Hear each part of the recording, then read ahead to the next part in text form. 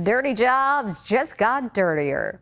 Mud, muck, and more muck. Dirty Jobs is back on TV. Blood and guts. Dirty Jobs is back for its 20th year on the Discovery Channel. Man down. And host Mike Rowe is promising the dirtiest jobs ever. There's plenty of disgustingness in the show. One job, renovating a pool filled with thick algae.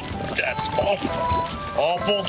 Awful. And have you ever wondered what happens to used hotel soap? These guys recycle it. I didn't want you to see that part. I'm pretty sure that's scalp hair. Yuck. Mike even tries his hand at extracting deer urine, which is used by hunters to lure deer during mating season. What was it like collecting urine from deer? You get the pee out of the deer, you get the pee in the bottle, and then you sell the bottle of pee to the hunter. Mike also visits a factory that actually makes the green slime kids like so much. And got slimed. Well, that's actually about the nicest thing that happens to me all season. It just seemed like a good opportunity to have a couple tons of slime dropped on me. So buckle up. It's gonna be one messy season. People could look at the show and say, you know what?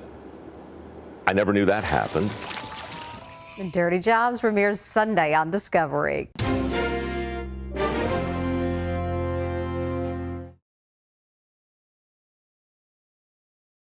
Let's do this. Honestly, the things I do for this network. Jeez, that's awful. Awful. Awful. Awful. If you're wondering, the water is cool, but not exactly refreshing. Chunky might be a better word.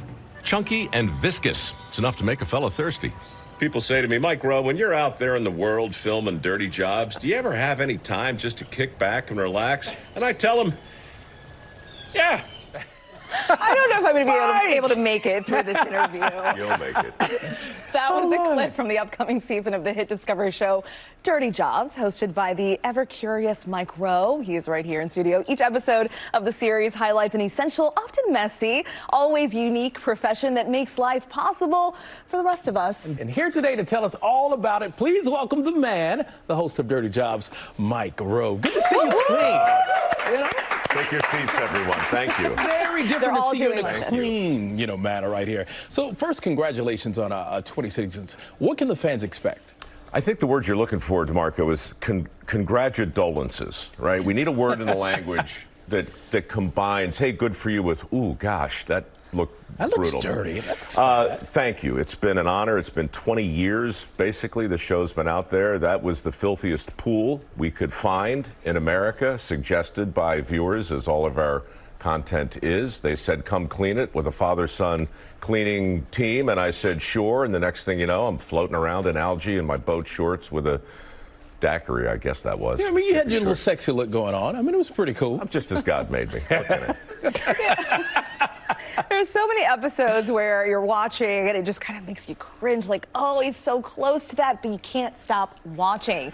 You've been on the air for so long, so many years. The format has pretty much stayed the same, but have you changed your approach at all to telling some of these stories? Not much, honestly. You know, what happens with shows like this is every so often the headlines will catch up to the themes in them and make them relevant again in ways that maybe you hadn't thought about. Like for the first few seasons, it was all about misadventures and animal husbandry and exploding toilets and sewers and all this stuff that people would look at and go, you got to be kidding. But then, the economy shifts, and then people start talking about employment and jobs and the dignity of work and the importance of a lot of these jobs. And suddenly you find yourself in Congress or sitting on the evening news talking about that stuff. And through it all is Dirty Jobs. And that foundation inspired by your grandfather, Yeah. the show inspired by your grandfather who worked. Well, Carl Noble, he only went to the 7th grade, but he could build a house without a blueprint. He could take your watch apart, put it back together blindfolded. He was a magician in that way. And there's so many men and women working today who have that natural ability. We just don't value it the way we used to. So whether it's Dirty Jobs or Deadliest Catch or shows that give you an honest look at real people doing real work, that is not just entertaining. It might almost be important in the way it lets us inform a better conversation. Absolutely. It's a good lesson. You can be successful and have a dirty job. Yeah, but you know what? Nobody wants a lecture either, right? Nobody wants to be scolded. Nobody wants a sermon unless it's a Sunday morning. What we want is to see people, I think, on TV that remind us of the people we love the most. And that's the most rewarding thing of the show, honestly. I don't get letters saying, "Oh, Mike, you're so funny," or "That show's so gross." I get letters saying, "You ought to meet my dad. Wait till you meet my brother, my cousin, my sister. Wait till you see what they do." And so I'm telling you, there's a hunger in the country to celebrate a long list of jobs that we historically have ignored. And it's really a privilege to be able to say, "Hey, wait, tap, tap, tap, America. What about him? What about her?" And that's why you were called to do what you're doing now. You know what? I Forrest Gumped my way into it, but somewhere I hope my granddad's looking down and saying, "All right, look at him doing something that looks like work." Oh, he's proud of you. I'm We're proud sure. of you. We're proud of you. Mike, thank you. We love you, man. We Anytime, appreciate you. guys. So much. Thank Love you, the guys. show. Really Appreciate do. it. You can catch the premiere of Dirty Jobs this Sunday, December 11th on Discovery. I will be watching. I would hope so. Thank you. Well, hey there, GMA fans. Robin Roberts here. Thanks for checking out our YouTube channel. Lots of great stuff here. So go on, click the subscribe button right over here to get more of awesome videos and content from GMA every day, anytime. We thank you for watching, and we'll see you in the morning on GMA. And Mike Rowe is the creator and executive producer and host of Discovery Channel's Dirty Jobs. That's true. My wife thinks you're terrific. Your wife has excellent taste, Senator. Thank you. Give her my regards. I will.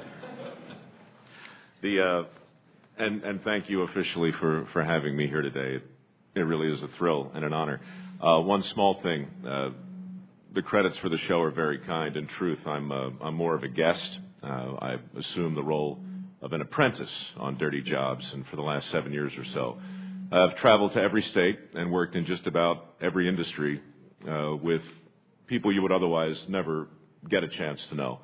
They're anonymous folks, many times in small towns you wouldn't find on a map, who do the kinds of jobs that make civilized life possible for the rest of us. In the history of TV, it's probably the simplest show ever, but there's some very big themes that run through Dirty Jobs. And over the last 6 or 7 years, I've personally had a front row seat, and I've watched the headlines catch up to a lot of those themes. Thus, the simplest show in TV has become interesting in a way that I never anticipated or intended. I could talk certainly at length about any of the people I've met in the show, and I'm tempted to, but I'd rather take a small portion of my 5 minutes and tell you about my grandfather, because he's the reason ultimately that I decided to come here today. His name was Carl Noble, and he made his living in Baltimore as a master electrician. He was also a plumber and a mechanic, mason, carpenter. Everybody knew him as a jack of all trades. And I remember him mostly as a magician.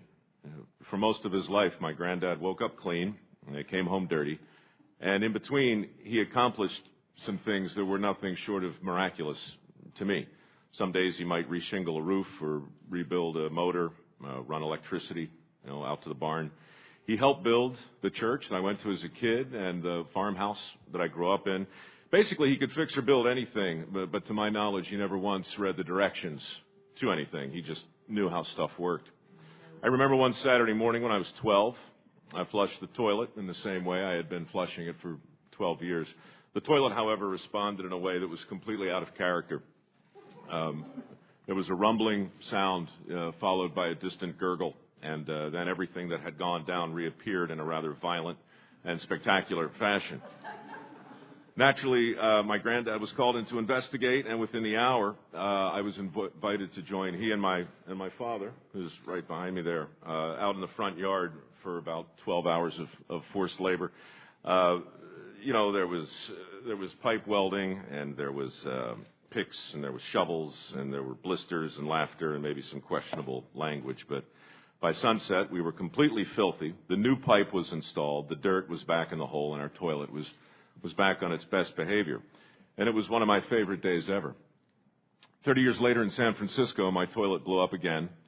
And this time I didn't participate in the repair process. I just called my landlord, and I left a check on the kitchen counter, and I went to work. When I came home, the mess was cleaned up and the problem was solved. As for the actual plumber who did the work, I never even met him. It never occurred to me to meet him.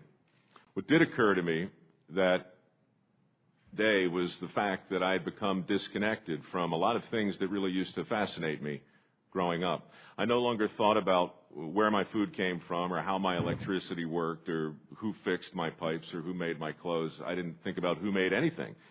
There was no reason to. I was less interested in how things got made, in fact, and more interested in how things got bought. Well, at this point, my granddad was well into his 80s. After a long visit with him one weekend, I decided to do a TV show in his honor. Today, Dirty Jobs is still on the air, and I'm here before you guys hoping to say something useful. So here it is. I believe that we need a national PR campaign for skilled labor, like a big one, something that addresses the widening skills gap head on and reconnects the country with the most important part of our workforce. Right now, American manufacturing is struggling to fill 200,000 vacant positions, I'm told. And there are 450,000 openings today in trades, transportation, and utilities. The skills gap seems real, and it's getting wider. In Alabama, a third of all skilled tradesmen are now over 55. They're retiring fast, and there's really nobody there to replace them. Alabama's not alone. A few months ago in Atlanta, I ran into Tom Vilsack, our Secretary of Agriculture. Tom told me about a governor he knows who was unable to move forward on the construction of a new power plant. The reason I thought was fascinating, it wasn't a lack of funds or a lack of support. It was a lack of qualified welders.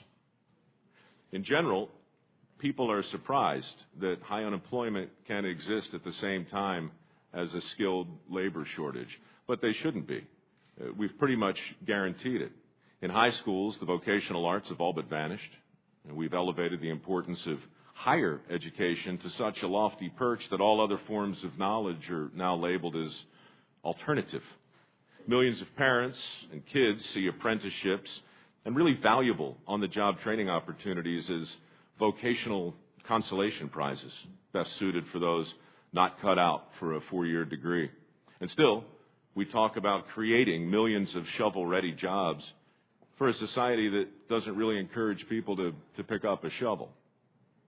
In 100 different ways, I think we've slowly marginalized an entire category of critical professions, reshaping our expectations of a good job into something that no longer looks like work. A few years from now, an hour with a good plumber, if you can find one, is going to cost more than an hour with a good psychiatrist, at which point we'll probably all be in need of both. I wanted to come here today because guys like my granddad are no less important to civilized life than they were 50 years ago. Maybe they're in shorter supply today because we don't acknowledge them the way that we used to. We leave our check on the kitchen counter and hope the work gets done. Well, that needs to change.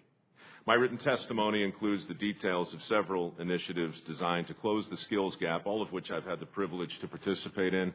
Go Build Alabama, I Make America, my own modest efforts through Dirty Jobs and Micro Works.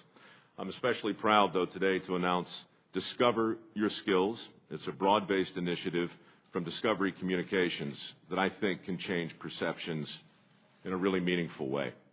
I encourage you to support these efforts because closing the skills gap doesn't just benefit future tradesmen and the companies who are desperate to hire them. It benefits people like me and anyone else who shares my addiction to paved roads, reliable bridges, heating, air conditioning, and of course indoor plumbing. Something for all of us to consider perhaps during the next bathroom break.